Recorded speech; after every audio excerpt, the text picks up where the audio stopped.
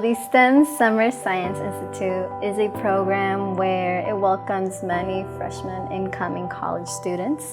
And many of the students that were there were first generation, and it helped many of us to change our focus from high school life to college. It's like you get like early access is the way I would call it. Like, you know how like video games, like people that get early access get an idea of like what the game's gonna look like and how things are gonna work. This is like the STEM program basically does that for you. Like you get an idea of like how college, especially for a STEM major, what's gonna work like, what you should prepare for, how labs are gonna look like, what professors expect you to do. And this in person happens the week before move-in day. So like you have a sense of what the community is kind of like and like what life's gonna be like. So I was already pumped after those 3 days in person. Like I was like, oh, I'm gonna be here. This is where I'm spending the rest of my 4 years.